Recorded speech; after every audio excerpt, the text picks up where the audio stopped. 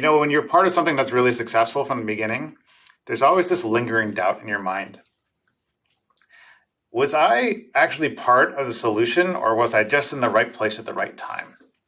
Right? That's always something that I always wonder about with my time at Google at Verily. And I don't know why, but it's this kind of itch that you can't figure out. And I think the only way to really solve it is to go start over, frankly, and do it yourself, right? That's part of one of the reasons that I left To Do Story was really to prove to myself that I could, which it feels, I realize that that's like not very mission oriented and such, but it's also very personal, right?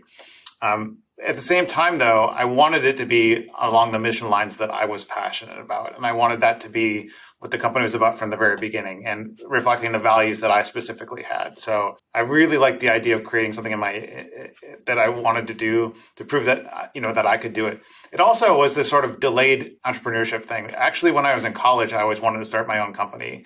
I was always the kid that was talking about his business plan, this or that. And all the professors were looking at like, that's nice. And I kind of got this idea in my head of, well, I'll just go and get a job and then I'll figure out, like, I'll learn the next thing and then I'll be confident, and then I'll do it. 20 years later, I'm 45 years old. That hasn't happened. Like at some point you have to say, okay, you need to do it. Right. And so I felt like I had finally built all the right skills and was in the right place. And if you're going to do it, you're going to do it now. So those are two things that were really important to me that led me to breaking out of Verily to start Story.